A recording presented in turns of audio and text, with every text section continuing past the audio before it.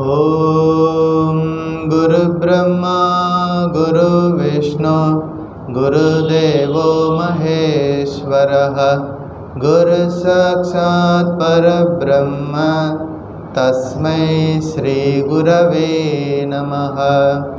ओम स्थापकाय च धर्मस्य सर्वधर्मस्वरूपिणे अवतारवरिष्ठाय रामकृष्णाय ते नमः। जननीं शारदां देवीं रामकृष्णं जगद्गुरुं पादपद्मे तयो श्रित्वा प्रणमामि मुहुर्मुहुः। नमः श्रीयतिराजाय विवेकानन्दसूरये सच्चित्सुखस्वरूपाय स्वामिने तापहारिणे। त्वमेव माता च पिता त्वमेव बन्धुश्च सखा त्वमेव विद्या द्रविणं त्वमेव सर्वं मम देवदेव त्वमेव सर्वं मम देवदेव।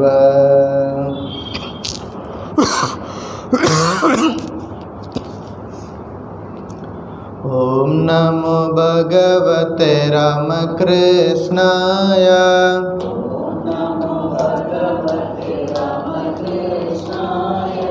ओम नमो भगवते रामकृष्णाय।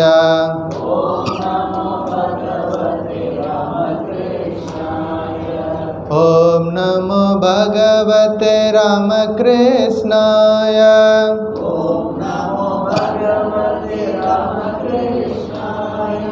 ओम नमो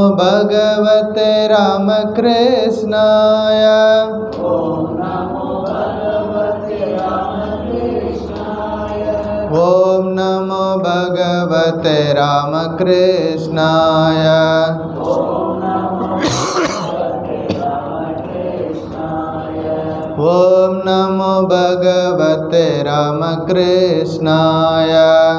ओम नमो भगवते रामकृष्णाय। ओम नमो भगवते रामकृष्णाय। ओम नमो भगवते रामकृष्णाय। ओम नमो भगवते रामकृष्णाय। ओम नमो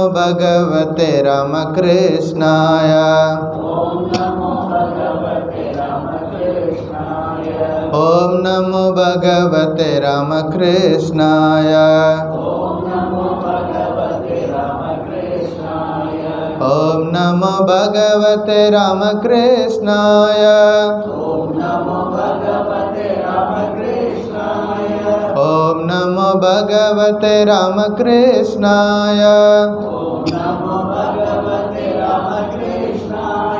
ओम नमो भगवते रामकृष्णाय। ओम नमो भगवते रामकृष्णाय। ओम नमो भगवते रामकृष्णाय। जय रामकृष्ण। शंकरं शंकराचार्यं केशवं बादरायणं सूत्रभाष्यकृतौ वन्दे भगवन्तौ पुनः पुनः। श्रुतिस्मृतिपुराणानाम् आलयं करुणालयं नमामि भगवत्पादं शंकरं लोकशंकरम्। பகவான் ஸ்ரீ ராமகிருஷ்ணரின் எல்லையற்ற கருணையினால் ஆதிசங்கரரின் சாதன பஞ்சகம் அப்படிங்கிற ஒரு புனிதமான ஒரு கிரந்தத்தை படிச்சிட்ருக்கிறோம். முதல் ஸ்லோகம். வேதோ நித்யமதீயதாம் ததுதிதம் கர்மஸ்வனுஷ்டீயதாம் तेने सस्य तस्य विधीयतामपचितिः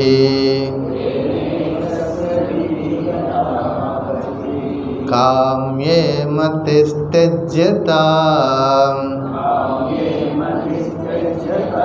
पापोगपरितूयताम् भवशुके दोषोऽनुसन्धीयताम्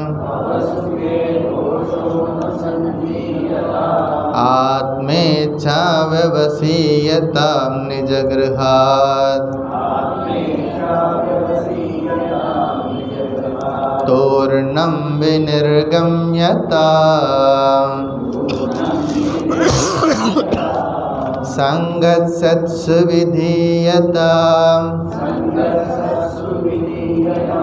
भगवतो भक्तिर्दृढाधीयताम् शान्त्यादिपरिचीयतां दृढतरम् कर्मासु सन्त्यज्यताम् सद्विद्वानुपसृप्यताम् तत्पादुकादेव्यताम् ब्रह्मैकाक्षरमध्यतां श्रुतिशिरः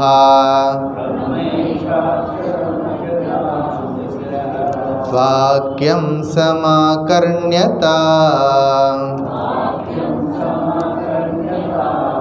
मूनावद् श्लोकम् वाक्यार्थश्च विचार्यताम् श्रुतिशिरपक्षः समाश्रीयताम्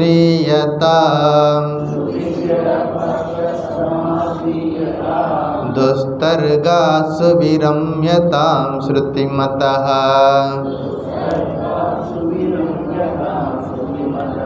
तर्कोऽनुसन्धीयताम् ब्रह्मास्मीति विभाव्यताम्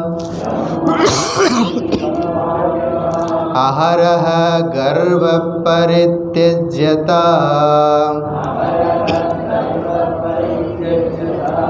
देहेऽहं मतिरुज्यतां बुधजनैः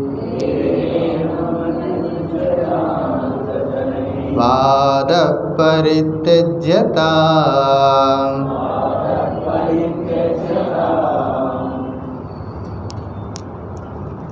ஆதிசங்கரர் ஆன்மீக சாதகர்களுக்கு 40 விதமான உபதேசங்களை இந்த சாதன பஞ்சகத்தில் சொல்கிறார்.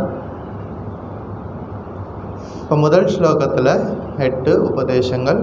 வேதங்களை நாள்தோறும் ஓத வேண்டும், அதில் சொல்லப்பட்டுள்ள கர்மங்களை நன்றாக செய்ய வேண்டும், கடவுளுக்காக செய்யும் பூஜையாக எல்லா காரியங்களையும் செய்ய வேண்டும், பலனை விரும்பி செய்கின்ற காரியங்களில் உள்ள புத்தியை விட்டுவிட வேண்டும், மன தூய்மைக்காகவும் விருப்பு வெறுப்பு இல்லாமலும் எல்லா காரியங்களையும் செய்ய வேண்டும்.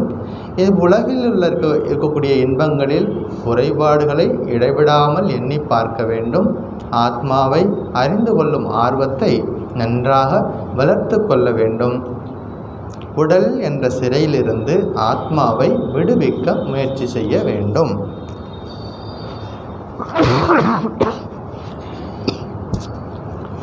இரண்டாவது ஸ்லோகம். எப்போதும் நல்லோர் இணக்கத்தில் இருக்க வேண்டும், பகவானிடத்தில் ஆழ்ந்த பக்தியை கடைபிடிக்க வேண்டும், மன அடக்கம் முதலான சாதனைகளை பழக வேண்டும், உறுதியாக எல்லா கர்மங்களில் இருந்தும் விரைவாக விடுபட வேண்டும், நல்ல சிறந்த ஞானியாக உள்ள தகுந்த குருவை நாடி செல்ல வேண்டும், நாள்தோறும் அவரை வணங்கி அவருக்கு சேவை செய்து அவர் சொல்படி கேட்க வேண்டும், அவரிடமிருந்து ஓம்கார மந்திரத்தை அல்லது பரம்பொருள் தத்துவத்தை உபதேசம் பெற வேண்டும், வேதாந்த வாக்கியங்களை அவரிடமிருந்து நன்றாக கேட்க வேண்டும். நாம் இப்போ இருக்கிறது மூன்றாவது ஸ்லோகம்.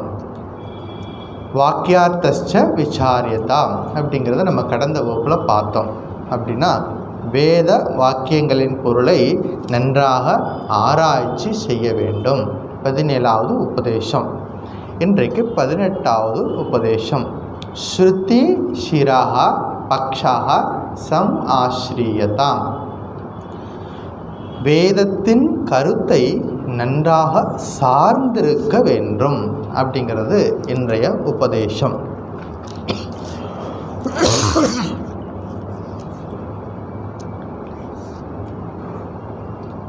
சீடன் குருநாதர்கிட்ட போகிறார், உபதேசம் வாங்கிக்கிறார். என்ன உபதேசம் கொடுக்குறார் குருநாதர்? தத்துவமசி அப்படின்னு உபதேசம் கொடுக்குறார். நம்ம பார்த்தோம் போன வாரம். தத்துவமசி அப்படிங்கிறதுல நமக்கு ஸ்ரவணம், மனனம், நிதித்தியாசனம். அந்த ஸ்ரவணத்துக்கு சில நூல்கள் இருக்கிறது, மனனத்திற்கென்று நம்முடைய சாஸ்திரங்கள் இருக்கிறது, நிதித்தியாசனத்திற்கென்றும் சில சாஸ்திரங்கள் இருக்கிறது. இப்போ தத்துவமசி அப்படின்னு சொல்லிட்டார்னா நமக்கு ஒன்றும் புரியாது. ரமண மகரிஷிகிட்ட போயிட்டு ஏதாவது கேள்வி கேட்டோம்னா அவர் எதுவுமே பேச மாட்டார். அவருடைய சந்நிதி, அவருடைய சாநித்தியமே அங்கே எல்லாமே உபதேசமாக இருக்கும். முதல் முறையாக அந்த சீடன் குருநாதர் அணுகி உபதேசம் பெறும் பொழுது தத்துவமசி அப்படிங்கிற வேதாந்த வாக்கியத்தை சொல்லும் பொழுது புரியாது. அதை கொஞ்சம் நம்ம விரிவாக பார்ப்போம். தத்துவமசி அப்படின்னா அதில் என்னென்ன இருக்குது? பதங்கள் இருக்குது. தத்து, தொம், அசி, 3 பதங்கள் இருக்குது. தத்பதம் முதல்ல எடுத்துக்குவோம். தத்பதம் என்றால் அது இறைவன். தத்பதத்தில் என்னெல்லாம் இருக்குது அப்படின்னா, தத்பதம் அப்படின்னா அதில் சைத்தன்யம் இருக்கிறது. சைத்தன்யம் எல்லா நேரங்களிலும் எல்லா காலிலும் இருக்கக்கூடிய உணர்வு பொருள் சைத்தன்யம். அப்புறம் அந்த சைத்தன்யம் மாயா சக்தியாக உருவெடுக்கிறது. சைத்தன்யம் ப்ளஸ் மாயா ப்ளஸ் மாயா பிரதிபிம்ப சைத்தன்யம், இந்த 3 சேர்ந்தது தான் ஈஸ்வரா, அதாவது தத்பதம். இப்போ ஜீவன், அதாவது நம்முடைய ஜீவன் அப்படின்னா என்ன பார்க்க அப்படின்னா தொம்பதம். தத்து தொம். தொம்பதத்துக்கு என்ன பார்க்கணும்? சைத்தன்யம். இந்த ஜீவனுக்குள்ளேயும் என்ன இருக்குது? சைத்தன்யம் இருக்கிறது. அந்த உணர்வு என்பது நமக்குள்ளே இருக்கிறது. ஆனால் நமக்கும் அந்த இறைவனுக்கு என்ன வித்தியாசம் இருக்குது? அங்கே மாயா, இங்கே அவித்யா, அதாவது இக்னோரன்ஸ். அவர் மாயை அவரே தோற்றுவிக்கிறார், இங்கே நாம மயங்குறோம். அவித்யா இல்லாததை இருக்கிறதா நினச்சிக்கிறோம். அந்த அவித்யா ப்ளஸ் அவித்யா பிரதிபிம்ப சைத்தன்யம் இஸ் ஈக்குவல் டு ஜீவன். அப்போ அது தொம்பதம் தத்பதம், இந்த 2 பட்டம் ஒரு கிளாரிட்டி நமக்குள்ளே இருக்கணும். நாம் நம்ம உடலாகவும் மனசாகவும் நினச்சிக்கிட்டே இருக்கும் பொழுது நாம் பகவான்னு நம்மளால் நினைக்க முடியாது. நம்ம இந்த உடலை கடந்து போகணும். உடல் எடுத்திருக்கிறோம், உடலுக்குள்ளே நமக்குள்ளே சைத்தன்யம் இருக்கிறது, உணர்வு பொருள் இருக்கிறது. அப்படிங்கிறத என்ன பண்ணணும்? சாதனைகளின் மூலமாக அதை அனுபவத்தில் கொண்டுட்டு வரணும். அப்படிங்கிறதா இவ்வளோ ப்ராசஸ். அதுக்கு தான் நமக்கு என்ன கொடுத்துருக்காரு? 100 வருஷம் கொடுத்துருக்காரு. கைத்த லாங் ரோப்பு போட்டு கொடுத்துருக்காரு. சதாயுர்வை புருஷா. மனுஷனுக்கு எவ்வளோ ஆயுள்? 100 வருஷம். நீ 10 வயசுலேங்க இதை எடுத்துக்கலாம், 100 வயசு ஆகும்போதும் கூட இதை பற்றி உணர்ந்தாலும் பரவாயில்லை அப்படின்னு சொல்லிட்டு லாங் ரோப்பு கொடுத்துருக்காரு மனுஷனுக்கு, அதை புரிஞ்சுக்கிறதுக்கு, இந்த தத்துவத்தை புரிஞ்சுக்கிறதுக்காக. அப்போ நாம் உடல் என்பது நமக்கு இருக்கிறது. உடலுக்கு வியாதி வரும். உடலுக்கு வியாதி வந்தால் என்ன பண்ணுவோம்? மருத்துவர்கிட்ட போவோம், சரி பண்ணுவோம். ஆனால் அந்த உடலுக்குள்ள ஒரு பொருள், எப்போதும் மாற்றம் அடையாத ஒரு பொருள் இருக்குது. அதுக்கு பேர் சைத்தன்யம். அந்த பரம்பொருளை என்ன பண்ணணும்? உணர்வு பூர்வமாக உணரணும். அதாவது அனுபவத்தில் கொண்டுட்டு வரணும். அதாவது இந்த வாழ்க்கையில் இருக்கும்போதே அந்த அனுபவத்தை பெறணும். அப்படிங்கிறது தான் நம்முடைய மகான்கள் நமக்கு சொல்லிக் கொடுக்கக்கூடிய விஷயம். பாராதி பூத்தம் நீ அல்லை. நீங்கள் கேட்டிருக்கோம்ல, பாராதி பூத்தம் நீ அல்லை, உன்னிப்பார் இந்திரியம் கரணம் நீ அல்லை. பாராதி பூத்தம் நீ அல்லை, உன்னிப்பார் இந்திரியம் கரணம் நீ அல்லை. ஆராய் உணர்வு நீ என்றான் ஐயன் அன்பாய் உரைத்த சொல் ஆனந்தம் தோழி. சங்கர சங்கர சம்போ. தாயுமானவருடைய பாடல் 2 வரியில் எவ்வளோ பெரிய விஷயத்தை சொல்லி கொடுத்துட்டு போயிட்டார். இந்த 2 வரியில் மகான்கள் நமக்கு புரிகிற மாதிரி ஒரு பாட்டு மாதிரி சொல்லி கொடுத்து அந்த பாட்டுக்குள்ளே இவ்வளோ கருத்துக்கள் தத்துவ விளக்கத்தை கொடுத்துருக்கார். பாராதி பூத்தம் நீ அல்லை. இது பெரிய சம்ஸ்கிருதம் படிச்சிருக்கணுங்க அவசியமே இல்லை, நமக்கு புரிஞ்ச தமிழ் மொழியில் சொல்லி கொடுத்துருக்காரு. பாராதி பூத்தம் நீ அல்லை. நீ பஞ்சபூத்தங்கள்லேருந்து வந்திருக்கு இந்த உடம்பு. அந்த பஞ்சபூத்தங்களில் நீ கிடையாது, நீ உணர்வு பொருள். பாராதி பூத்தம் நீ அல்லை. உன்னிப்பார் அப்படின்னா நன்றாக சிந்தனை செய். அதே தான் இந்த சாதன பஞ்சகத்தில் எல்லா இடத்துலையும் வரும். நம்ம பார்த்துட்டு இருந்துடும். எந்த வேலை பண்ணாலும் நன்றாக செய்யணும், நன்றாக கேட்கணும், நன்றாக செய்யணும் அப்படி சொல்கிறார். இப்போ உன்னிப்பார், நன்றாக கருத்தூண்டு சிந்தனை பண்ணிப்பார். உணர்வு நீ என்றான். நீ உணர்வு பொருள், நீ ஜடம் கிடையாது, உணர்வு என்று சொல்லியிருக்கிறாரு அப்படின்னு அழகாக எளிமையாக நம்முடைய மகான்கள் நம்ம இந்த பாரத தேசத்தில் எல்லா காலங்கள்லேயும் மகான்கள் தோன்றியிருந்தவங்க, இன்றைக்கி இருக்கிறாங்க, இனிவரும் காலங்கள்லேயும் மகான்கள் இருக்கத்தான் செய்வார்கள். அவர்கள் காலத்துக்கு ஏற்றபடி மக்களுக்கு வழி நடத்துவதற்காக வருகிறார்கள். நாம் எதை மயங்கி இருந்தோம்? நம்ம நான் இந்த உடம்புன்னு தெரியாமல் இருந்தோம். நம்ம நான் உடம்பே நான் எல்லாம் என்று நினைச்சிருந்தோம். ஆனால் இந்த குருநாதர் என்ன சொல்கிறாரு? நீ இந்த உடல் என்று என்றைக்கொள்ளு வருத்தப்படாதே, நீ இந்த உடல் கிடையாது, நீ உணர்வு மயமான பொருள் அப்படின்னு சொல்லி கொடுத்தார். அதான் பாராதி பூத்தம் நீ அல்லை. உன்னிப்பார் இந்திரியம் கரணம் நீ அல்லை. இந்திரியங்கள் என்றது கண்ணு காது மூக்கு இதெல்லாம் இந்திரியங்கள். கரணங்கள் இதெல்லாமே நீ கிடையாது. என்ன சுவாமி இப்படி சொல்லிட்டீங்க? நாங்கள் இதை வச்சு தானே கண்ணை வச்சு பார்க்குறோம், கையை வச்சு வேலையெல்லாம் பண்ணிகிட்ருக்கோம், செய்யணும். ஆனால் நம்ம மனதில் எப்போதும் ஞாபகம் வச்சுக்கணும், இந்த உடல் நான் இல்லை, உடலுக்குள்ளே இருக்கக்கூடிய ஆத்மா அப்படிங்கிறத அவ்வளோ சீக்கிரம் இந்த கருத்தை புரிஞ்சிக்க முடியாது. ஆனால் யார் புரிஞ்சுக்குவாங்க அப்படின்னா, யார் டைவ் டீப் போகிறாங்களோ, இந்த கருத்துக்களை ஆழ்ந்து தியானம் பண்ணும் பொழுது மட்டும்தான், சாதனைகளில் ஆழ்ந்து ஈடுபடும் போது மட்டும்தான் இதுக்கான விளக்கம் நமக்கு புரிய வரும். குருநாதர் நமக்கு விளக்கி சொல்கிறார், இருப்பது ஒரே ஒரு பொருள். அந்த மாயாதேவி என்ன பண்ணுறான்? ஒரு பொருள் அந்த உலகத்தை படைச்சிருக்காங்க, படைத்து உயிர்களை படைக்கிறாங்க. உயிர்களுக்கு இன்ப துன்பங்கள்லாம் கொடுக்குறது. இன்ப துன்பங்கள் நமக்கு வரும் பொழுது என்ன பண்ணுறோம்?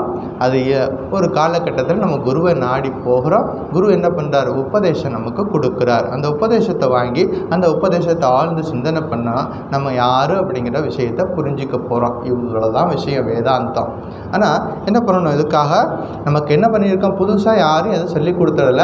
ஏதோ ஒரு ஸ்க்ரீன் இருக்குது, அந்த ஸ்க்ரீனை விளக்கி வச்சாச்சு. இவ்வளோதான் விஷயம். அந்த ஸ்க்ரீனை விளக்குறது தான் குருநாதருடைய வேலை. நமக்குள்ளே இருக்கக்கூடிய அந்த எதை தவறாக நம்ம புரிஞ்சுக்கிட்டோமோ, என்னை நான் உடல் என்று நினச்சிட்டு இருந்தால் அது தவறு.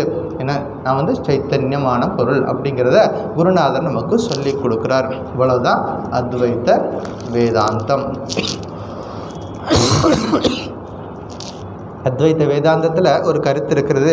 மையேவ சகலம் ஜெகத் மயி சர்வம் பிரதிஷ்டிதம் மயி சர்வம் லயம் யாதி தத் பிரம்மாத் வயம் அஸ்மி அகம் அப்படின்னு ஒரு வேதாந்த வாக்கியம் இருக்குது. கைவல்ய உபனிஷத்தில் இருக்கக்கூடியது. அதாவது உலகங்கள், உயிர்கள் அனைத்தும் என்னிலிருந்தே தோன்றி என்னில் நிலை பெற்று உள்ளன. இந்த இரண்டற்ற பொருள் நானே அப்படிங்கிறதான் நம்முடைய சாஸ்திரங்கள் சொல்லி கொடுக்குது. நம்ம நிறைய கேள்விப்பட்டிருப்போம். பிரம்மைவ சத்தியம் ஜெகத் மித்யா அப்படின்னு நம்ம கேள்விப்பட்டிருப்போம். பிரம்ம ஏவ சத்தியம் ஜெகத் மித்யா. அங்கே நல்லா புரிஞ்சுக்கணும், ஜெகத் அசத்தியம்னு சொல்லலை. என்ன சொல்லி கொடுத்துருக்காங்க? மித்யா. மித்யான்னா அது ஏதோ ஒன்று தப்பாக புரிஞ்சுருக்கிறோம், அது சரியாக நம்ம நாலேஜ் வந்ததுக்கப்புறம் அந்த தவறு நீக்கப்படுகிறது. அதாவது எது மித்யா அப்படின்னா, எது அறிவால் அளிக்கப்படுகிறதோ அதற்கு பேர் மித்யா. நமக்கு ஒரு அறிவு இல்லாமல் இருந்தது, ஒரு பொருளை பற்றிய ஒரு தெளிவு இல்லாமல் இருந்தது, அது வரைக்கும் நமக்கு தவறாக தெரிந்தது. அது புரிஞ்சதுக்கப்புறமா அது காணாமல் போயிடுச்சு, அது மித்யா. உதாரணம் பார்க்கலாம். இந்த வெயில் காலத்தில், கோடை காலத்தில் பார்க்கலாம். நம்ம கார் ஓட்டிக்கு போகும்பொழுதும் சரி, பஸ்ஸில் போகும்பொழுது தூரத்தில் பார்த்திங்கன்னா நல்லா மழை பெஞ்சு ரோடெல்லாம் தண்ணி நிற்கிற மாதிரி தெரியும். தண்ணி எங்கே பார்த்தாலும் தண்ணி நிற்கிற மாதிரி தெரியும். ஆனால் பக்கத்தில் போய் பார்த்தா மழை பெஞ்சதுக்கான எந்த அறிகுறியும் இருக்காது, அங்கே தண்ணீரும் இருக்காது. என்னது அது? காணல் நீர். நம்ம எல்லாருக்கும் தெரியும். அது காணல் நீர். தூரத்துலேருந்து பார்க்கும்போது தண்ணி இருக்க மாதிரி தெரியுது. பக்கத்தில் போய் பார்த்ததுக்கப்புறம் அது ஒன்றுமே இல்லை. இப்போ யாராவது இருந்து க்ளீன் பண்ணிட்டாங்களா? இல்லை. இப்போ மாற்றம் எங்கே இருக்குது? நமக்குள்ளே தான். நாம் தான் தண்ணி இருக்குதாக நினச்சிருந்தோம். அது அப்படி ஒன்று இல்லை அப்படிங்கிறத புரிஞ்சுக்கிறோம். அதுக்கு பேர் தான் இல்லாததை இருக்கிறதா நினச்சிட்டு இருந்தோம். போய் பார்த்ததுக்கப்புறமா அது இல்லைன்னு புரிஞ்சு போச்சு. அதுதான் மித்யா அப்படிங்கிறது. அதாவது எந்த ஒரு பொருளை பார்த்தாலும் அதை தெய்வீகமாக பார்க்க நம்ம கற்றுக்கொள்ளணும். திருஷ்டிம் ஞானமயம் கிருத்வா பஷ்யேத் பிரம்மமயம் ஜெகத்து. எப்படி பார்க்கணுமா அந்த உலகத்தை? திருஷ்டிம் ஞானமயம் கிருத்வா பஷ்யேத்து பிரம்மமயம் ஜெகத்து. இந்த உலகத்தை எப்படி பார்க்கணும் அப்படின்னா, அறிவுமயமாக்கி உலகத்தில் இருக்கக்கூடிய பரம்பொருளை பாரு அப்படின்னு நம்முடைய வேதங்கள் சொல்லி கொடுக்குது.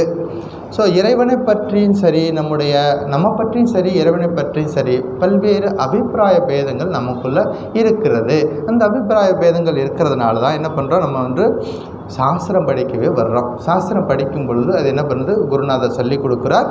அந்த உண்மைகளை நம்ம எப்பொழுது உணர்கிறோமோ அப்பொழுது அந்த திரை விலகுகிறது. நாம் யார் அப்படிங்கிறத நம்ம புரிஞ்சுக்கிறோம். இவ்வளோ விஷயங்கள் இருக்கிறது. நம்ம முதல்ல என்ன பார்த்தோம்?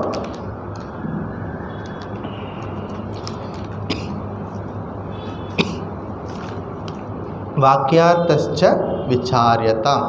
அதாவது குருநாதர் கொடுத்த அந்த உபதேசத்தை நன்றாக விசாரம் பண்ணணும். இன்றைக்கு ஸ்ருதி சிரஹா பக்ஷா சம் ஆசிரியதாம்.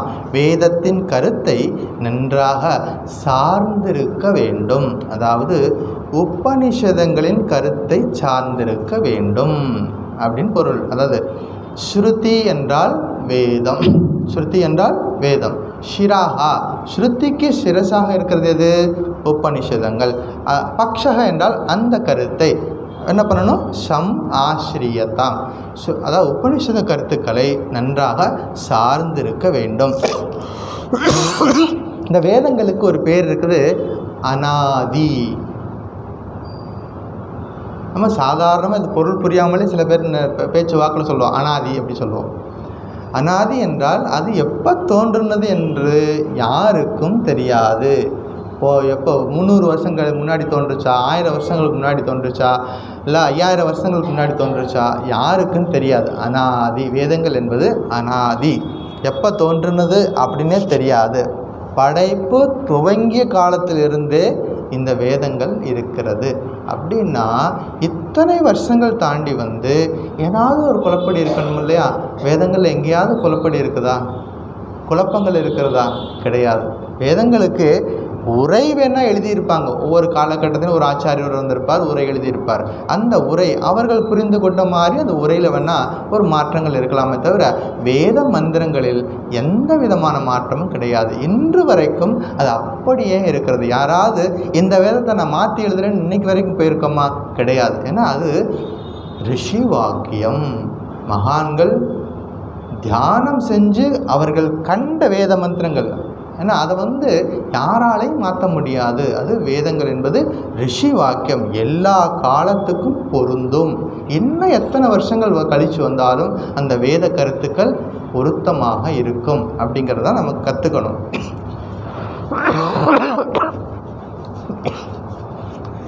இதுவரைக்கும் வேதத்தை யாரும் மாற்றி எழுதணும்னு நம்ம யாரும் போனதும் கிடையாது. அப்படி மனசில் நினச்சது கூட யாரும் கிடையாது. ஏன்னா வேதத்தில் அவ்வளோ கருத்துக்கள் நமக்கு இருக்கிறது. வேதத்தினுடைய விளக்கங்கள் மாறி இருந்தாலும் அதனுடைய வேத கருத்துக்கள் என்பது ஈஸ்வர வாக்கியம் அப்படிங்கிற நம்பிக்கை நம்ம எல்லாருக்கும் இருக்கிறது. அதாவது வேதம் படிக்கும் பொழுது வேதம் சொல்லக்கூடிய முக்கியமான கருத்தை நம்ம புரிஞ்சுக்கணும் அப்படிங்கிறது சாஸ்திரம் சொல்லுது. இப்போ கடந்த வகுப்பில் பார்த்தோம், உத்தாலக மகரிஷி அவருடைய மகன் ஸ்வேதகேத்துவை எங்கே அனுப்பியிருந்தார்? குருகுலத்துக்கு அனுப்பியிருந்தார். குருகுலத்தில் படிச்சுட்டு திரும்ப வீட்டுக்கு வந்தார் பையன். அப்பா என்ன கேள்வி கேட்டார்?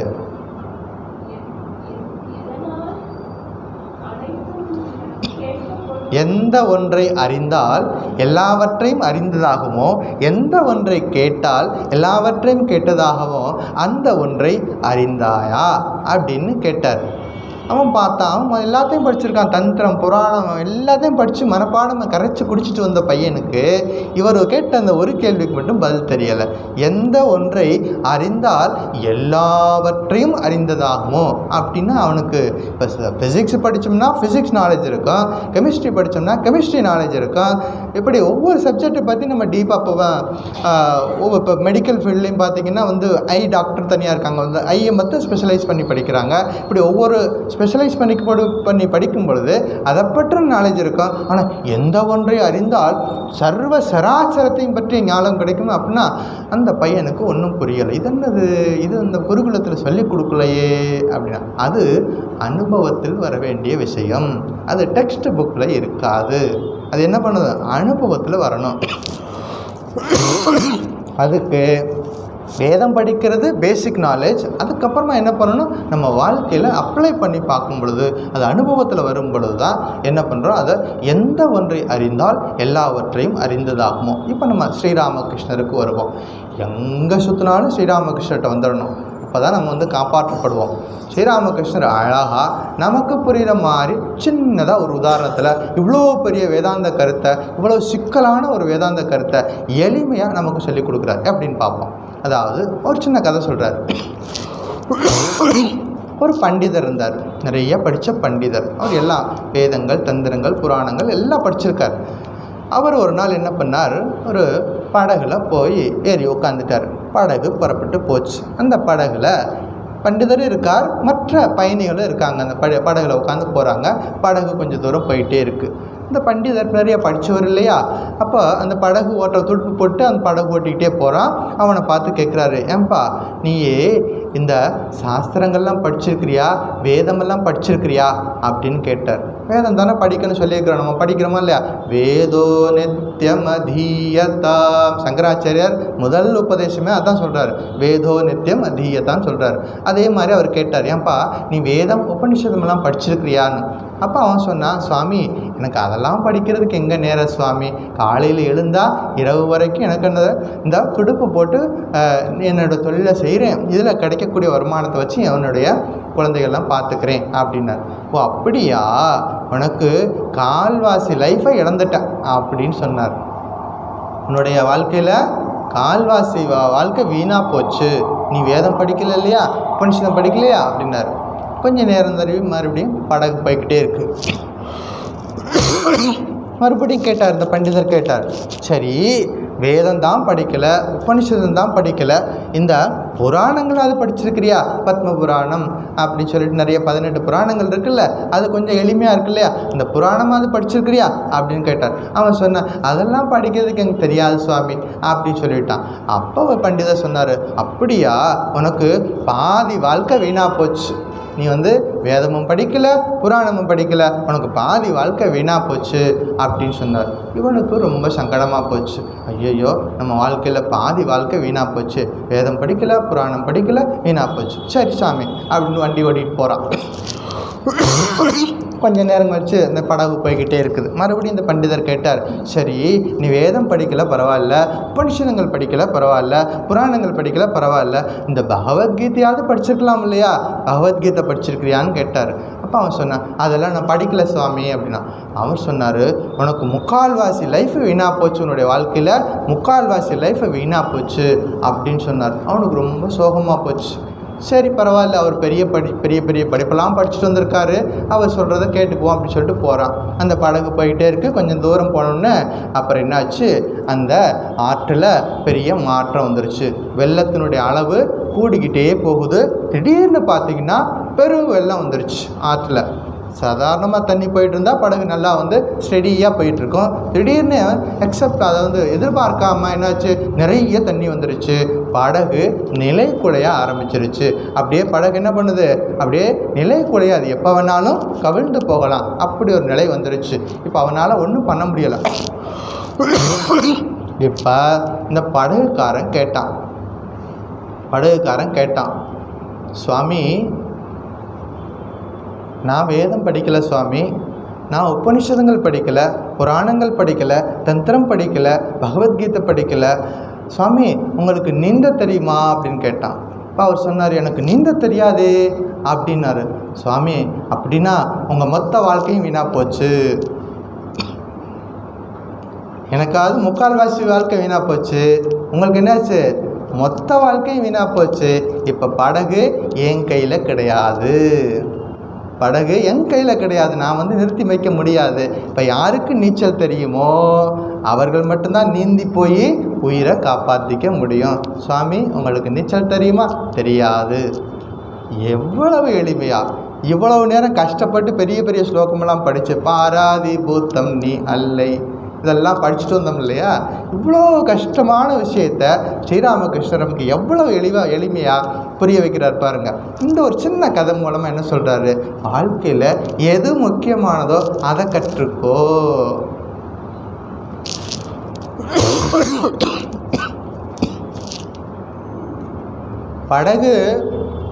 படகுல போகும்போது எது முக்கியம் வேணும்? வேதம், புராணம், தந்திரம் எல்லாம். பெரிய பெரிய வெள்ளம் வரும் பொழுது அங்கே வேலை செய்யாது. அங்கே என்ன தேவை?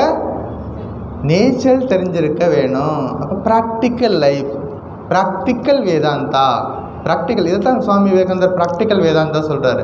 வேதாந்தம் படிக்கணும், அந்த வேதாந்தத்தை நடைமுறை வாழ்க்கையில் அப்ளை பண்ணணும் அப்படிங்கிறது முக்கியமானது. அப்போ ப்ராக்டிக்கல் வேதாந்தம் என்ன பண்ணுது? எது முக்கியமானதோ இறைவன் மட்டுமே உண்மை, மற்ற எதுவும் உண்மை இல்லை. அதுதான் பிரம்ம சத்தியம் ஜெகத் மித்யா. இவ்வளோ விஷயங்கள் இருக்கிறது. அதாவது எது முக்கியமானதோ எது சாரமானதோ அதை கற்றுக்கொள்ள வேண்டும். உபனிஷதங்கள், வேதங்கள், புராணங்கள் எல்லாம் எந்த முக்கியமான விஷயத்துக்காக இதெல்லாம் வந்துச்சோ அந்த விஷயத்தை கற்றுக்கொள்ளணும் அப்படிங்கிறதா இங்கே நம்ம தெரிஞ்சிக்க வேண்டிய விஷயம். மகாபாரதத்தில் ஒரு நிகழ்ச்சி. மகாபாரதத்தில் குருகுலத்தில் எல்லாரும் படிச்சிட்ருக்காங்க. குருநாதர் யார்? துரோணாச்சாரியார். துரோணாச்சாரியார் என்ன பண்ணுறார்? எல்லாருக்கும் வில் வித்தை கற்றுக் கொடுக்குறார். அவர் தானே வில்லுக்கு அவர் சாஸ்திரம் படித்தவர். குருகுலத்தில் எல்லா மாணவர்களும் இருக்கிறாங்க. அதில் ஒரு ஸ்டூடெண்ட் மட்டும் ரொம்ப பர்ஃபெக்டாக நல்லா கற்றுக்கிறார். அவர் யார்? அர்ஜுனன். அவர் மட்டும் வில் வித்தையில் ரொம்ப குயிக்காக என்ன சொல்லி கொடுத்தாலும் கேட்ச் பண்ணிக்கிறாரு, நல்லா கற்றுக்கிறாரு. அப்போ ஒரு நாள் இதெல்லாம் ப்ராக்டிக்கல் எல்லாம் முடிஞ்சு போச்சு. ஒரு நாள் டெஸ்ட் வைக்கணும்னு முடிவு பண்ணிட்டார். அப்போ எல்லா ஸ்டூடெண்ட்டையும் கூப்பிட்டுட்டு நேராக காட்டுக்குள்ளே போயிட்டு என்ன பண்ணார்? எல்லாரும் கையில் அம்பு வில்லெல்லாம் எடுத்துக்கோங்க அப்படின்னாரு. எடுத்துக்கிட்டாங்க, எல்லோரும் எடுத்துக்கிட்டாங்க. ஒவ்வொருத்தராக சொன்னார், நீ ஏதாவது ஒரு இலக்கை குறிப்பார்த்து நீங்கள் என்ன பண்ண அம்பு விடணும் அப்படின்னு சொல்லி ஒவ்வொருத்தருக்கு சொல்கிறார். இப்போ கடைசியாக அர்ஜுனனுடைய டர்ன் வருது. அர்ஜுனன் நிற்கிறான். அர்ஜுனனை பார்த்து கேட்குறார் குருநாதர், அர்ஜுனா நீ என்ன பார்க்கிறாய் அப்படின்னு கேட்டார். என்ன பார்க்குற? சுற்றி நாங்கள்லாம் இருக்கோமே, எங்கெல்லாம் பார்க்குறியா? மன்னர்கள்லாம் வந்திருக்கிறாங்க, உங்கள் பேரண்ட்ஸ் எல்லாம் வந்திருக்கிறாங்க, அவங்கள பார்க்குறியா? இல்லை அப்படின்னா. வேறு என்ன பார்க்கிறாய்? என்ன பார்க்குறியா? குருநாதராக இருக்கேன், நான் இருக்கேன்னே, என்ன பார்த்துட்டு நிற்கிறியா? இல்லை அப்படின்னார். சரி, வேறு என்ன உனக்கு தெரியுது? இந்த மரத்தை பார்க்குறியா? இல்லை அப்படின்னார். மற்ற பசங்கள்லாம் பார்த்தாங்க, என்னது இவன் ஒன்றும் பார்க்கலன்னு சொல்லிகிட்டே இருக்கிறான், இவன் பெரிய பெரிய வில்வித்தை வில்லாளின்னு நம்ம சொல்லிகிட்டு இருக்கிறோம், எதை கேட்டாலும் இல்லைன்னு சொல்லிகிட்டு இருக்கான். மரத்தை பார்க்குறியா? இல்லை அப்படின்னார். சரி, மரத்தை பார்க்கல, மரத்தில் வேறு ஏதாவது உனக்கு தெரியுதா? அங்கே ஒரு பறவை இருக்கு, அது தெரியுதா? பறவையை பார்க்குறியா? இல்லை அப்படின்னா. இப்போ ஏதாவது ஒரு குறிக்கோள் வைக்கணுமா இல்லையா? இப்போ வில்லு உடனே ஏதாவது அம்பை வச்சு குறி பார்த்து தானே நம்ம பண்ணணும். இப்போ ஏதாவது ஒரு லொக்கேஷன் இருக்கணும். இப்போ குருநாதருக்கு கோபம் வந்துருச்சு. எதை கேட்டாலும் இல்லைன்னு சொல்லிக்கிட்டே இருக்க, இப்போ எதைத்தான் பார்க்குற அப்படின்னு கேட்டார். நான் பறவையின் கண்ணை பார்க்கிறேன், எனக்கு எதுவுமே தெரியலை, என்னை சுற்றி இங்கே என்ன நடக்குதுன்னு தெரியாது, யார் இருக்கிறீங்கன்னு எனக்கு தெரியாது, என்னை சுற்றி மரம் இருக்கான்னு தெரியாது, மரத்தில் இலைகள் இருக்கா கிளைகள் இருக்கா தெரியாது, மரத்தில் பறவை இருக்கா தெரியாது. ஆனால் எனக்கு என்ன தெரியுது? பறவையின் கண்ணு மட்டும் எனக்கு நல்லா தெரியுது. எடு அம்பை விடு அப்படின்னாரு. கரெக்டாக அம்பை விட்டான். இதுதான் வேதம் நமக்கு சொல்லிக் கொடுக்குது, இதுதான் உபனிஷதம் நம்ம சொல்லிக் கொடுக்குது, இதுதான் நம்ம கற்றுக்கொள்ள வேண்டிய விஷயங்கள். பறவையின் கண் மட்டும் நமக்கு தெரிஞ்சிருக்க வேண்டும். இந்த வாழ்க்கையில் இருக்கணும், எல்லா காரியங்களையும் பண்ணணும். மனுஷ பூரா எங்கே இருக்கணும்? அந்த பறவையின் கண்ணாக இருக்கணும். என்னது அந்த பறவை சுவாமி?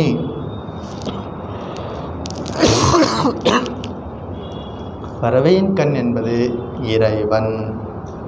இறைவனை மையமாக வச்சு நம்ம வாழ்க்கை இருக்கணும். எல்லா காரியங்களையும் பண்ணணும். குடும்பத்தில் இருக்கக்கூடிய அத்தனை காரியங்களையும் பண்ணணும். வெறுப்பு இல்லாமல், இந்த நம்ம படிச்சுட்டு வந்திருக்கோம், அப்படி தான் படிச்சுட்டு வந்திருக்கோம். அந்த உபதேசங்கள் வெறுப்பு இல்லாமல் செய்யணும். சுகதுக்கங்களுக்கு அப்பாற்பட்டு எந்த காரியத்தையும் செய்யணும். ஆசைப்பட்டு எதை செய்யக்கூடாது, இதெல்லாம் செய்யணும். ஆனால் குறிக்கோள் எங்கே இருக்கணும்?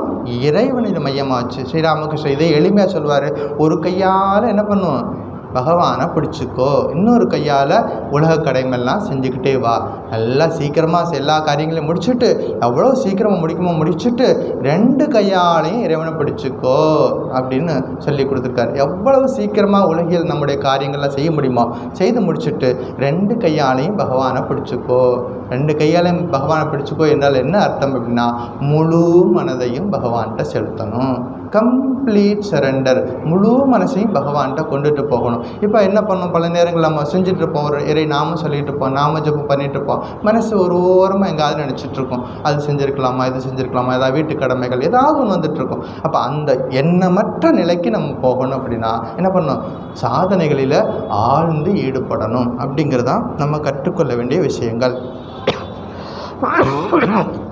ஸ்ரீராமகிருஷ்ணர்கிட்ட ஒரு பக்தர் கேட்குறார், சுவாமி, இறைவன் சொல்கிறீங்க, அப்படிப்பட்ட அந்த இறைவனுடைய அருள் எனக்கு எப்படி கிடைக்கும்?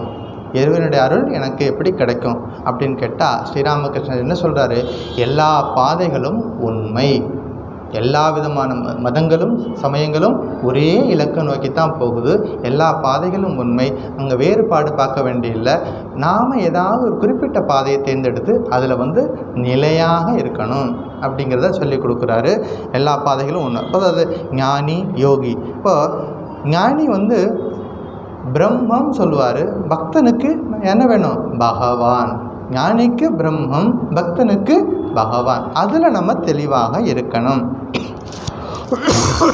எல்லா பாதைகளும் சரியான பாதைகள் இருந்தாலும் நாம் ஒரு குறிப்பிட்ட பாதையை கடைபிடிக்கணும். இப்போ ஹிந்துவாக பிறந்திருக்கோமா, ஹிந்து மதம் நமக்கு என்ன வழிகாட்டி இருக்குதோ, சனாதன தர்மம் என்ன சொல்லி கொடுத்துருக்குதோ அதை சரியாக கடைபிடிச்சிட்டு போனாலே அந்த இலக்கை நம்ம அடைய முடியும். இப்படி எந்தெந்த மதங்கள் இருக்கிறதோ அந்த மத ஆச்சாரியர்கள் நமக்கு என்ன சொல்லி கொடுத்துருக்காங்களோ அதை சரியாக கடைபிடிச்சாலே நம்முடைய வாழ்க்கையின் இலக்கை அடைய முடியும் அப்படிங்கிறது. அது மற்றவங்களோட வெறுப்பு கூடாது.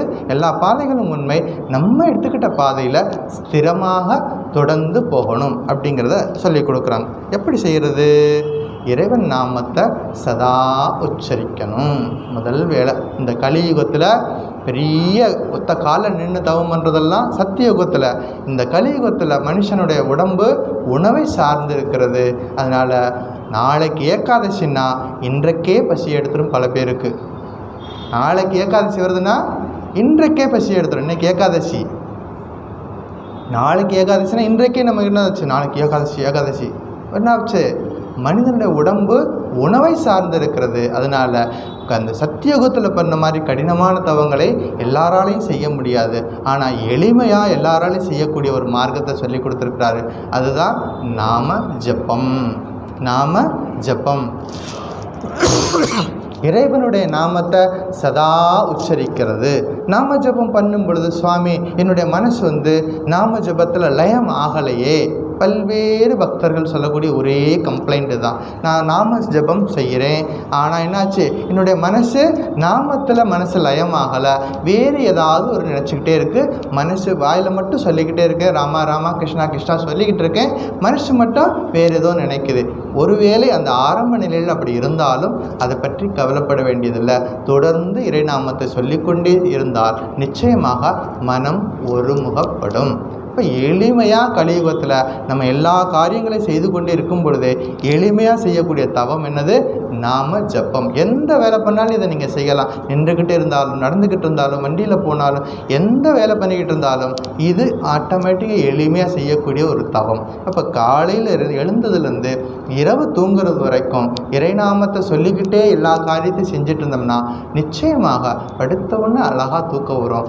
இறைநாமம் கண்டினியூ ஆகும். அதுக்கு பேர் தான் அது கண்டினியூ. நம்முடைய முயற்சி இல்லாமல் அந்த நாம சொல்லணும். இப்போ உணர்வோடு இருக்கும்போது டே டைமில் சொல்கிறோம், தூங்கும் பொழுதும் அந்த கண்டினியூஷன் இருக்கணும். அப்படின்னா டே முழுவதும் என்ன பண்ணியிருக்கணும்? அந்த இறைநாமத்தை சொல்லி பழகி இருக்கணும். அப்படிங்கிறதான் பெரியவங்க நமக்கு சொல்லி கொடுத்துருக்குறாங்க. இறைநாமத்தை சொல்லணும், நல்ல விஷயங்களை கேட்கணும், நிறைய பஜனை பாடல் இதாக இருந்தால் பாடணும். இப்படி ஏதாவது வெரைட்டியாக நம்ம வச்சுக்கணும் நம்முடைய ரொட்டீனில். நமக்கு எது பிடிக்குமோ அந்த மாதிரி நம்ம ரொட்டீன் வச்சுக்கிட்டோம்னா ஈஸியாக இருக்கும். ஆனால் எவ்வளோ தான் செஞ்சாலும் என்னுடைய வாழ்க்கையில், ஆன்மீக வாழ்க்கையில் நான் முன்னேறுகிறேனா அப்படின்னு எனக்கு தெரியலையே அப்படின்னு சில பக்தர்கள் கேட்பாங்க. என்னுடைய வாழ்க்கையில் நான் ஆன்மீகமாக நான் உயரத்தான் போகிறேன்னா அப்படின்னு எனக்கு எப்படி நான் கண்டுபிடிக்கிறது அப்படின்னா, அப்போ எதுக்கு என்ன காரணம் அப்படின்னா, இப்போ வயலுக்கு தண்ணி கொண்டுட்டு வர்றோம், இங்கே பெரிய ரிசர்வாயர் எங்கோ குளத்துலையோ ஆற்றுலேருந்து தண்ணி கொண்டுட்டு வர்றோம், கொண்டு வந்து வாய்க்கால் வெட்டி அந்த தண்ணீரை கொண்டு வந்து எங்கே கொண்டு வந்து வர்றோம், நம்முடைய வயலுக்கு கொண்டு வந்து சேர்க்குறோம். ஆனால் என்னாச்சு, எங்கோ ஒரு ஆற்றில் தண்ணி இருக்குது, அங்கேருந்து வாய்க்கால் வெட்டினோம், கொண்டு வந்து நம்ம அந்த வயலை சேர்த்துட்டு வச்சுக்கோம், தண்ணீர் அங்கேருந்து வருது. ஆனால் அங்கே பெறப்படக்கூடிய அதே அளவு தண்ணி நம்மளோட வயலுக்கு வந்து சேருதா? சேராது. அங்கே புறப்படும் பொழுது எவ்வளவு குவான்டிட்டி தண்ணி உள்ளுக்குள்ளே வருதோ, நம்ம அந்த வாய்க்காலில் வருதோ, அந்த குவான்டிட்டி கடைசி எண்ட் ஆஃப் த பாயிண்டில் இருக்கக்கூடிய நம்முடைய நிலத்தில் வரும் பொழுது அவ்வளோ தண்ணி வந்து சேருதா அப்படின்னா இருக்காது. என்ன காரணம் அப்படின்னா, இந்த வாய்க்காலில் பல்வேறு இடங்களில் இந்த எலிகள்லாம் போய் என்ன பண்ணும், வலை வந்து எலிகள்லாம் வலை தோண்டிடும், ஓட்டை போட்டுரும். எலிகள்லாம் அங்கே போய் வந்து என்ன பண்ண, அவங்க வீடுகள்லாம் கட்டி வச்சுருவாங்க எலி. அப்போ ஒரு துளை போட்டு வச்சிருச்சுன்னா அந்த துளை வழியாக என்னாச்சு, தண்ணி கொஞ்சம் கொஞ்சமாக வெளியில் போகிறோம். அப்படி ஒவ்வொரு எலி வலையிலும் இருக்கிற இடத்துல எல்லா இடத்துலையும் தண்ணி கொஞ்சம் கொஞ்சமாக வெளியில் போச்சுன்னா கடைசியாக எண்ட் ஆஃப் த பாயிண்ட் நம்முடைய நிலத்துக்கு வரக்கூடிய தண்ணி குறைவாகத்தான் வரும். அது என்னது சுவாமி, இந்த விளக்கம் எங்களுக்கு புரியுது, இதில் என்ன வேதாந்தம் இருக்குது? இந்த விளக்கம் எங்களுக்கு புரியுது. தண்ணீர் எங்கேயோ ரிசர்வாயரில் இருக்குது, வாய்க்கால் வெட்டுறோம், நம்ம வாய்க்கால் கொண்டு வந்து கனெக்ஷன் கொடுக்குறோம், தண்ணீர் வருது, இதெல்லாம் எங்களுக்கு புரியுது. இதில் என்ன வேதாந்தம் இருக்குது அப்படின்னா, நம்ம எல்லா காரியங்களையும் பண்ணுறோம், இறைநாமத்தை சொல்லும் பொழுது மனசு எங்கேயோ போகுது. நாமத்தை சொல்கிறோம், அதுதான் வாய்க்கால் வெட்டினது. வாய்க்கால் வெட்டி கனெக்ட் பண்ணோம் இல்லையா, பெரிய ரிசர்வாரையும் நம்முடைய நிலத்தையும் கனெக்ட் பண்ணோம், அது வந்து நாமத்தை சொல்கிறது. ஆனால் அங்கே என்ன பிரச்சனை இருக்குது, அங்கே ஏதோ அங்கங்கே எலி வலைகள் இருக்கிற மாதிரி நம்ம மனசில் தேவையற்ற சிந்தனைகள் வரும் பொழுது அது என்ன ஆகுது, நம்முடைய முழு பலனை நம்மளால் பெற முடியாது. அதுக்கு என்ன பண்ணணும், நாம் தான் கண்டுபிடிக்கணும், இதுக்கு வேறு யாரும் வர முடியாது. அவரவருடைய மனநிலையை என்ன பண்ணணும், நாமளே கண்டுபிடிச்சு நம்ம எங்கே இருந்தோம், எங்கே இருக்கிறோம், எங்கே போகணும் அப்படின்னு கண்டுபிடிச்சு நாமளே அதை சரி பண்ணிக்க முடியும். அப்படிங்கிறதான் மகான்கள் நமக்கு சொல்லி கொடுக்குறாங்க.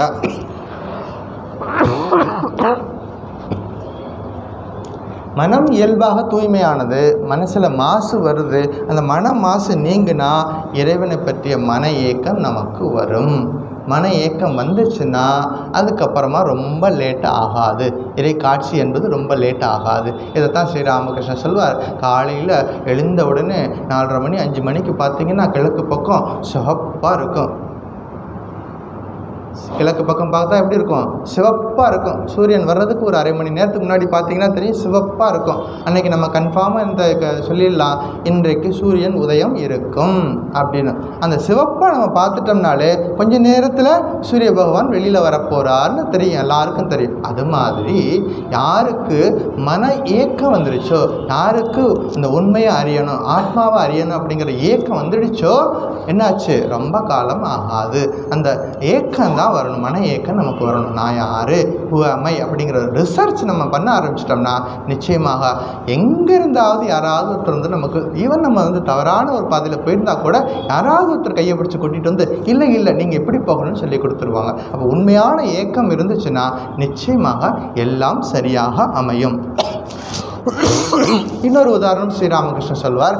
அதாவது டெலிகிராஃப் தந்தி, ஒரு மெசேஜ் வந்து ஒரு இடத்துல தந்தி கொடுக்கணும் அப்படின்னா டெலிகிராஃப் கம்பியில் ஏதாவது தொலை இல்லாமல் கிளியராக நல்லா பொருத்தப்பட்டிருந்தாச்சுன்னா அந்த மெசேஜ் உரிய இடத்துக்கு போய் சேரும். அப்படி இல்லாமல் ஏதாவது அங்கே வந்து ஏதாவது ஒரு பிரச்சனை இருந்துச்சுன்னா அந்த மெசேஜ் கம்ப்ளீட்டாக போய் சேராது. அது மாதிரி நம்மளோட மனசில் இருக்கக்கூடிய மாசுகள் நீங்கணும், நம்மளுடைய கல்மிஷங்கள் நீங்கணும் அப்படின்னா இறைநாமத்தை கண்டினியூஸாக சொல்லும் பொழுது அது எல்லாமே சரியாகும்.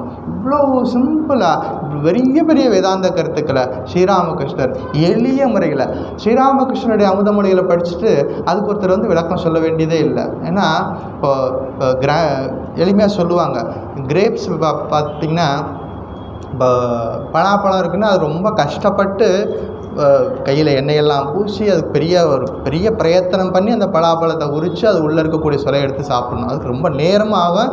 யாருமே அவ்வளோ சீக்கிரமாக போய் வாங்கிட்டு வந்துட மாட்டாங்க. என்றைக்கு ரொம்ப ஃப்ரீயாக இருக்கிறாங்களோ அன்றைக்கி தான் அதை செய்வாங்க. பலாப்பழம், இந்த மாதுளம்பழம் அதே மாதிரி உடனே செஞ்சிட முடியாது. அது கொஞ்சம் நேரம் கொடுத்தா தான் அதை செய்ய முடியும். அதே மாதிரி அப்படியே பார்த்துட்டே வந்திங்கன்னா அந்த வாழைப்பழம் இருக்குல்ல, அது ரொம்ப ஈஸி. மற்ற பழங்களோட ஒப்பிடும் பொழுது ரொம்ப நேரம் ஆகாது. லேசாக உரிச்சிட்டோம்னா உடனே சாப்பிடலாம். ஆனால் இப்போ இந்த திராட்சை இருக்குது, திராட்சையில் இந்த விதையோடு இருக்க திராட்சை கொஞ்சம் கஷ்டப்பட்டு இந்த விதையை எடுத்து வெளியில் போடணும் சாப்பிடும் பொழுது.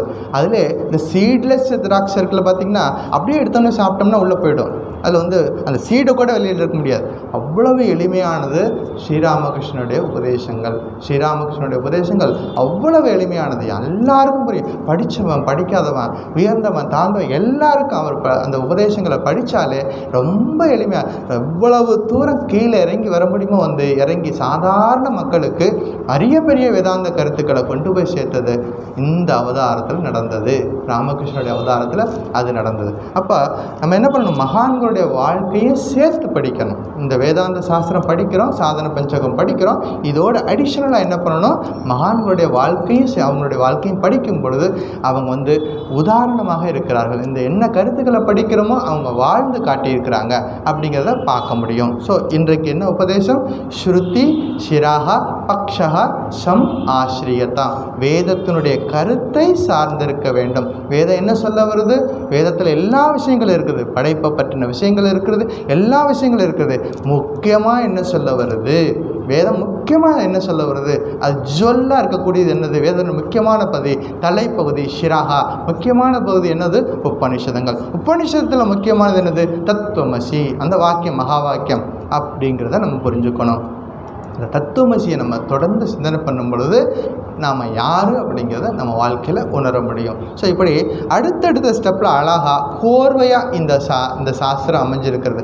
முதல்ல வேதத்தை படிக்க வைக்கிறாரு. ஏன்னா முதல்ல நாலேஜ் வரணும். வேதத்தை படித்தா தான் ஒரு அறிவு நமக்கு கிளாரிட்டி கிடைக்கும். முதல்ல வேதத்தை படிக்கணும், அப்புறம் வேதத்தை சொல்கிறபடியெல்லாம் செஞ்சுக்கிட்டே வரணும். குறிப்பிட்ட காலம் வரும் பொழுது என்ன பண்ணுறோம், ஆத்மாவை அறியணும் அப்படிங்கிற ஒரு ஆர்வம் வரணும். என்ன பண்ணணும், உடல் என்ற சிறையிலேருந்து விடுவிக்கணும். அப்படின்னா தகுந்த குருவை நாடி போகணும், சத்சங்கத்தில் இருக்கணும். இதெல்லாம் நம்ம பார்த்துக்கிட்டே வந்தோம். இப்போ என்ன பார்த்துட்ருக்கோம், மகா வாக்கியத்தை நல்லா கேட்கணும். குருநாதர் சொல்லக்கூடிய உபதேசம் அது மகா வாக்கியம். அந்த மகா வாக்கியத்தை நல்லா கேட்கணும், அதனுடைய உட்பொருளை நல்லா ஆழ்ந்து சிந்திக்கணும், வேதத்தின் கருத்தை சார்ந்திருக்க வேண்டும் அப்படிங்கிறத இது வரைக்கும் நம்ம பார்த்துக்கிறோம். இது இருக்கிறத அடுத்த உபதேசம் அடுத்த வாரம். இந்த வாரத்தில் ஒரு முக்கியமான செலிப்ரேஷன் வந்துச்சு. 27ஆம் தேதி ஸ்ரீ ராமநவமி அப்படிங்கிற ஒரு செலிப்ரேஷன் வந்துச்சு. ரொம்ப எல்லாரும் உலகம் முழுவதும் இருக்கக்கூடிய இந்துக்கள் கொண்டாடி மகிழ்ந்த ஒரு தருணம் ராமநவமி செலிப்ரேஷன் வந்துச்சு. அதாவது மனிதர்கள் எப்படி வாழ வேண்டும் என்று வாழ்ந்து காட்டியவர் ஸ்ரீராமர். இந்த பூமியில் மனுஷங்களை எப்படி வாழணும் அப்படிங்கிறத வாழ்ந்து காட்டியிருக்கிறார். அதாவது தசரதனுக்கு மகனாக பிறந்து பரம்பொருள் என்ன பண்ணுது, உருவம் எடுக்கிறது. பரம்பொருள் உருவம் எடுத்து மனுஷனாக தோன்றி தசரதன குடும்பத்தில் போய் மகனாக பிறக்கிறார். தசரதன் சொல்படி கேட்டு ரொம்ப நல்ல பிள்ளையாக வளர்ந்துக்கிட்டு இருக்கார். அந்த தந்தையினுடைய கட்டளையின்படி நாளைக்கு காலையில் அவருக்கு பட்டாபிஷேகம் நடக்க இருந்தது. இன்னைக்கு கூப்பிட்டு சொல்கிறார், உனக்கு பட்டாபிஷேகம் கிடையாது, கிளம்பு காட்டுக்கு போ அப்படி சொன்னார். ஒரு வார்த்தை கூட எதிர்த்து பேசாமல் அப்படியே சிரித்த முகத்தோடு காட்டுக்கு போனார் அந்த பரம்பொருள். காட்டுக்கு போய் சந்தோஷமாக இருந்தாங்களா? எவ்வளவு கடினமான வாழ்க்கை. காட்டுக்கு போயிட்டு சீதாதேவி இவங்க 3 பேர் போகிறாங்க, காட்டில் இருக்கிறாங்க. அங்கே எவ்வளோ பிரச்சனைகள் இருக்குது, எவ்வளோ அசுரர்கள் அரக்கர்கள்லாம் சந்திக்கிறாங்க. ஒரு கட்டத்தில் ராவணன் என்ன பண்ணுறான், சீதாதேவியை கவர்ந்து போயிடுறான். அவங்க கூட போய் சண்டை போட்டு அந்த அசுரன்ட்டு வந்து சீதாதேவி மீட்டு வரா. இவ்வளவு சம்பவங்கள் எல்லாம் வாழ்க்கையில் நடக்குது. அதாவது வாழ்ந்து காட்டியவர் அந்த பரம்பொருள். ராமரை பற்றி ஒரு பாட்டு இருக்குது, ராமன் பிறந்தது நவமியிலே. எப்போ பிறந்தார் ராமர்? நவமியில் பிறந்தார், நவமி திதியில் பிறந்தார். ராமன் பிறந்தது நவமியிலே, நட்ட நட்ட நடுப்பகல் வேளையிலே. எப்போ பிறந்தார்? நட்ட நடுப்பகல், அதாவது பகல் வேளையில் பிறந்திருக்கார். ராமன் பிறந்தது நவமியிலே, நட்ட நடுப்பகல் வேளையிலே. கண்ணன் பிறந்தது அஷ்டமியில், காரிருள் நடுநிசி வேளையிலே. ராமன் எப்போ பிறந்தார்? நவமியில் பிறந்தார், பகல் வேளையில் பிறந்தார். கண்ணன் எப்போ பிறந்தார்? அஷ்டமி திதியில் பிறந்தார், நடு ராத்திரியில் பிறந்தார். ஸ்ரீராம் ஜெய ராம் ஜெய ஜெய ராம், ஸ்ரீராம் ஜெய ராம் ஜெய ஜெய ராம், ஸ்ரீராம் ஜெய ராம் ஜெய ஜெய ராம், ஸ்ரீராம் ஜெய ராம் ஜெய ஜெய ராம். ரொம்ப எளிமையானது. ராமநவமி அன்னைக்கு என்ன சொல்லணும்? இந்த ஸ்ரீராம ஜெயம் சொல்லணும். ராமநவமி செலிப்ரேஷன் வந்துச்சுனாலே நம்ம என்ன பண்ணுறோம்? வீடுகளில் ரொம்ப தயாராகிடுவோம். வீட்டில் பக்ஷணங்கள்லாம் பண்ணணும். மோர், இப்போ வெயில் காலம் வேறு வந்துருச்சு, மோர் தயார் பண்ணணும். அப்படி நிறைய வேலைகள்லாம் பண்ணிக்கிட்டு இருப்போம். எல்லாம் செய்வோம். நமக்கு எல்லாருக்கும் இப்போ பரம்பரையாக வீடுகளில் சொல்லி கொடுத்துருக்குறாங்க. அதெல்லாம் கேட்டு என்ன பண்ணுவோம்? வெள்ளரிக்காய் பச்சடி பண்ணுறது, இப்படி ஏதாவது செஞ்சிட்ருப்போம். அதெல்லாம் செஞ்சுருவோம். அது ரொம்ப ஈஸி. கடைக்கு போய் வாங்கிட்டு வந்து எல்லாம் செஞ்சுடுவோம். முக்கியமானது என்னது? ஸ்ரீராம நாம சொல்லணும். ஸ்ரீராம் ஜெய ராம் ஜெய ஜெய ராம். இதை என்ன பண்ணணும்? காலையிலேருந்து இரவு வரைக்கும் இதை சொல்லி பழகணும். அப்படிங்கிறது நம்ம தெரிஞ்சுக்க வேண்டிய.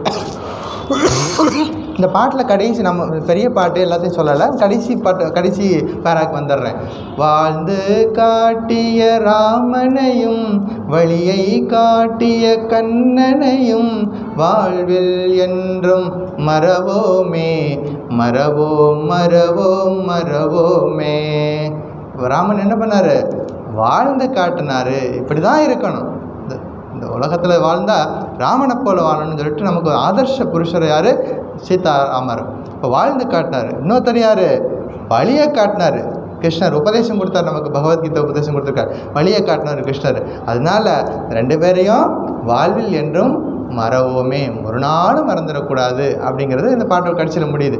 இவ்வளோ சிம்பிளான விஷயங்கள். ராமருடைய தொடர்புடைய நிகழ்ச்சிகள், இடங்கள் நம்ம வாழ்க்கை நம்ம பார்த்துருப்போம். அயோத்தியிலேருந்து புறப்பட்ட ஒரு காடுகள் எல்லாம் போயிட்டு கடைசி எங்கே வர்றாரு? தமிழ்நாட்டிலையும் வர்றாரு. தமிழ்நாட்டில் பல்வேறு இடங்கள் அவர் பாதம் பட்ட இடங்கள்லாம் இருக்குது. இவன் சென்னையில் கூட ஏதாவது ஒன்று 2 இடங்கள் இருக்கலாம், ராமரோட சம்மந்தப்பட்ட இடங்கள் இருக்கலாம். அப்படி அவர் பாதம் படாத இடமே கிடையாது. நம்ம வந்து அத்தனையும் பவித்திரமாக பார்க்குறோம். ஒவ்வொரு இடத்தையும் நம்ம போகும்பொழுது அவ்வளோ பவித்திரமாக இன்றைக்கு நம்ம அதை பவித்திரமாக தான் பார்க்குறோம். ஏன்னா அப்படி வாழ்ந்து காட்டினவங்க அந்த ராமரும் கிருஷ்ணரும். ராமநவமிக்கு அன்னைக்கு என்ன செய்யணும் அப்படின்னா, குறைஞ்சது 108 முறையாவது ஸ்ரீராம ஜெயம் சொல்லணும். குறைஞ்சது, ரொம்ப அட்லீஸ்ட் குறைஞ்சது 108 முறையாவது ஸ்ரீராம ஜெயம் சொல்லணும். ஸ்ரீராம் ஜெயராம் ஜெய் ஜெயராம், ஸ்ரீராம் ஜெயராம் ஜெய் ஜெயராம், ஸ்ரீராம் ஜெயராம் ஜெய் ஜெயராம். அந்த ஸ்ரீராம ஜெயம் சொல்லணும். அதிகபட்சமாக எவ்வளோ வேணால் சொல்லலாம். அட்லீஸ்ட் 108 முறையாவது சொல்லணும். அப்போ வீடுகளில் வந்து வழக்கமாக பூஜை பண்ணுறது, ஹோமம் பண்ணுறது இதெல்லாம் செஞ்சுட்டாலும் கடைசி ஒன்று முக்கியமானது, இந்த செலிப்ரேஷன் டைமில் கொஞ்சம் தானம் பண்ணுறதையும் நம்மளுடைய வாழ்க்கையில் கடமையாக வச்சுக்கணும். எவ்வளோ முடியுமோ, நம்மளால் எவ்வளோ முடியுமோ அந்த தானம் பண்ணுறதையும் நிச்சயமாக செய்யணும். அந்த நாளில் அந்த மாதிரி ஒரு புண்ணிய காலங்களில் செய்யக்கூடிய எந்த காரியமாக இருந்தாலும் அது நம்ம வாழ்க்கையில் பல மடங்கு நமக்கு திரும்பி வரும் அப்படிங்கிறதான் பெரியவர்கள் நம்ம சொல்லி கொடுத்துருக்காங்க. அதனால் நல்ல காரியங்களை செய்யணும், நல்ல சிந்தனையோடு இருக்கணும், எப்போதும் நல்ல காரியங்களை செய்யணும், எப்போதும் நல்ல சிந்தனையில் இருக்கணும் அப்படிங்கிறதான் காலங்காலமாக நமக்கு சொல்லிக் கொடுக்கக்கூடிய விஷயங்கள். இப்போ ராமநாமம் பெரிய பெரிய பகவத்கீதையில் 700 ஸ்லோகம் இருக்குது. உபநிஷதங்கள் நிறைய பெரிய மந்திரங்கள்லாம் இருக்குது. இதெல்லாம் எத்தனைக்கு இப்போ என்னைக்கு படித்து எத்தனைக்கு இப்போ எப்போ புரிஞ்சுக்கிறது அப்படின்னா, சிம்பிள் அந்த விஷ்ணு சஹஸ்ர நாமத்தில் கடைசியாக வரும் ஈஸ்வர உவாச்ச அப்படின்னு வரும். என்ன சொல்லுது? ஸ்ரீராம ராம ராமே தீரமே ராமே மனோரமே சஹஸ்ரநாம தத்துல்யம் ராமநாம வரானனே ஸ்ரீராம நாம வரானனவம் நமயதி. என்ன சொல்லுது? ஸ்ரீராம நாமத்தை சொன்னோம்னா 1000 முறை, ஒரு முறை ராமநாம சொன்னால் சஹஸ்ரநாம தத்து துல்லியம். ராமநாமத்துக்கு அவ்வளோ மகிமை இருக்கிறது. எப்படி தெரியுமா? குட்டி கதை சொல்கிறேன். ராமர் சீதாதேவியை ராவணன் கூட சண்டை போட்டு சீதாதேவியை கூப்பிட்டுட்டு அயோத்திக்கு திரும்பி வர்றார். வானரங்களும் கூட வருது. பட்டாபிஷேகத்தில் அவங்களும் கலந்துக்கிறாங்க. எல்லா பட்டாபிஷேகம் முடியுது. ராமர் என்ன பண்ணுறார், எல்லாருக்கும் பரிசு பொருள் அள்ளி அள்ளி கொடுக்குறார். எல்லோரும் இந்த மொத்த 14 வருஷங்கள் என் கூடவே இருந்துருக்கிறீங்க, என்னோடய கஷ்டம் நஷ்டம் எல்லாத்துலேயும் கூடவே இருந்துருக்கிறீங்க அப்படின்னு சொல்லிட்டு எல்லாருக்கும் பரிசு பொருள்லாம் கொடுக்குறார். எல்லோரும் போய் ராமருக்கு எல்லாம் நமஸ்காரம் பண்ணி எல்லாம் வாங்கிட்டு இருக்காங்க. இப்போ ஓரமாக அமைதியாக உட்காந்துருந்தார் ஆஞ்சநேயர். அப்போ தான் வந்தார் கலகக்காரர் நாரதர். அங்கே வந்தார். வந்துட்டு இங்கே ஏதாவது ஒரு வேலை பண்ணணுமே அப்படின்னு அவர் யோசிக்கிறார். ராமரை விட அவரோட நாமம் உயர்ந்ததுன்னு இப்போ நம்ம சொல்லணும். அதை எப்படி சொல்லலான்னு யோசிக்கிறார். ஆஞ்சநேயர்கிட்ட போய் சொன்னார், நீ எல்லாருக்கும் நமஸ்காரம் பண்ணு, இந்த விஸ்வாமித்திர மகர்ஷி வந்திருக்கார், அவருக்கு மட்டும் நமஸ்காரம் பண்ணாத. எல்லாரும் பெரியவங்களை எல்லாரையும் போய் பாரு, நமஸ்காரம் பண்ணிக்கோ. யாருக்கு செய்யக்கூடாது? விஸ்வாமித்திர மகர்ஷிங்க வந்திருக்காரு, அவருக்கு மட்டும் நமஸ்காரம். சரிங்க சுவாமி, நீங்கள் சொன்னால் சரியாக கேட்குறேன் அப்படின்னு ஹனுமான் என்ன பண்ணிட்டார். சரி அப்படியே செய்கிறேன் அப்படின்னார். ஹனுமான் என்ன பண்ணுறார், மற்றவங்க எல்லாருக்கும் போகிறார், நமஸ்காரம் பண்ணுறார். விஸ்வாமித்திரர் பக்கத்தில் வர்றார். அப்படியே நின்று அப்படியே போயிட்டார். விஸ்வாமித்திரர் இவர் என்ன நினச்சார், அந்த நாரதர் இவன் போய் நமஸ்காரம் பண்ணான் போவான், அவர் ஏற்கனவே கோபக்கார முனிவர்னு பேர். அவர் என்ன பண்ணுவார், கோபத்தில் ஏதாவது சொல்லுவார், இங்கே ஒரு நம்ம கலகத்தை ஏற்படுத்தலாம்னு அவர் திட்டம் போட்டார். அவர் என்ன பண்ணார், அவர் ஜாலியாக எடுத்துக்கிட்டார். அதை ஒன்றுமே நடக்காத மாதிரி இருக்கார். விஸ்வாமித்திரர் எதுவுமே நடக்காத மாதிரி அமைதியாக உட்காந்துருக்கு. சரி மறந்துட்டு போயிருப்பான், ஆஞ்சநேயன் பலவிதமான வேலைகளில் இருக்கிறார், ராம காரியங்களில் இருக்கிறார், மறந்துட்டு போயிருப்பான் அப்படின்னு அமைதியாக இருக்கிறார்.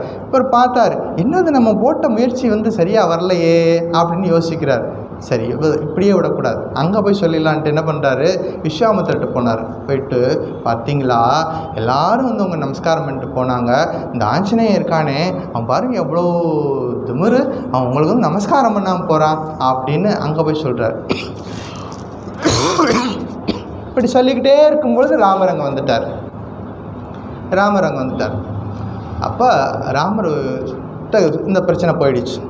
ராமர்கிட்ட சொன்னோன்னே என்ன, அதாவது விஸ்வாமித்திரர் குருநாதரை அவமதிச்சுட்டு போனால் என்ன தண்டனை கொடுக்கலாம் அப்படின்னு இப்போ கேள்வி வந்துருச்சு. குருநாதரை அவமதிச்சுட்டார், இவர் என்ன தண்டனை கொடுக்கணுமே அப்படின்னா.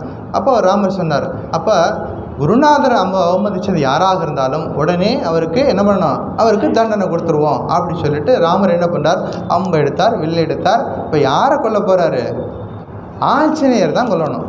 ஆஞ்சநேயருக்கு ராமருக்கு சண்டை கேள்விப்பட்டிருக்கிறீங்களா? இங்கே தான் வருது. ஆஞ்சநேயர் மேலே அம்பை எடுத்து பானம் விடுறதுக்காக என்ன பண்ணுறாரு, அந்த ராமர் என்ன பண்ணுறாரு, அம்பை எடுத்து விட்டுட்டே இருக்காரு. ஒவ்வொரு அம்பு நேராக போகுது. அங்கே போய் விழுகும்போது அப்படி பூக்களாக மாறி விழுகுது. அம்பு புறப்பட்டு போகுது, சரியாக தான் போகுது, நேராக தான் போகுது. ஆஞ்சநேயர் பக்கத்தில் போன உடனே என்னாச்சு, அது பூவா மாதிரி அவர் மேலே பூவாக விழுந்துகிட்டே இருக்குது.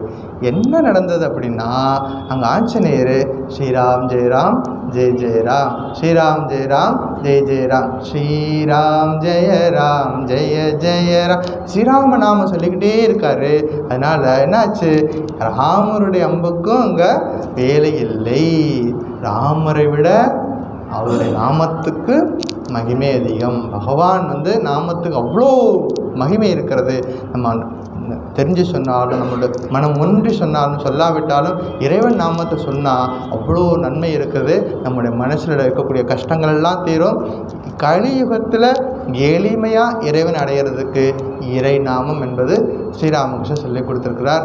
அதனால் எவ்வளவு முடியுமோ இறை நாமத்தை சொல்லுவோம். அடுத்த வாரம் அடுத்த உபதேசம். இன்றைக்கு ஏகாதசி, எல்லோரும் போயிட்டு ப்ரேயர் இருக்கும், அப்புறமா ராமநாம சங்கீர்த்தனம் இருக்கும், எல்லோரும் பார்த்துட்டு போங்க. இந்த வாரம் முழுவதும் ஹெக்டிக்காக இருந்தது. நிறையா ஷோரூமில் நிறையா ஸ்டாக் டேக்கிங் இருந்தது. நம்முடைய பக்தர்கள் வாலண்டியர் நிறைய பேர் வந்தாங்க, உதவி செஞ்சாங்க. அவங்க எல்லாருக்கும் இறைவனுடைய அருள் பூரணமாக இருக்கணும் பிரார்த்தனை பண்ணிக்கிறேன். எங்கெல்லாம் நம்முடைய ஆசிரமங்களில் நடக்கக்கூடிய எல்லா காரியங்களையும் யாரெல்லாம் முடியுமோ அந்த முடிஞ்ச அளவுக்கு சேர்ந்து பண்ணணும். இறைவன் நாமத்தை சொல்லணும். இறைவனுக்காக காரியங்கள் எங்கெல்லாம் நடக்குதோ அவர்களோடு சேர்ந்து அந்த காரியத்தை செய்யும் பொழுது நமக்கு எல்லா விதமான நன்மையும் கிடைக்கும் அப்படிங்கிறது உண்மை.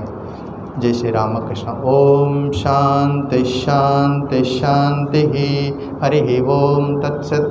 श्री रामकृष्णार्पणमस्तु.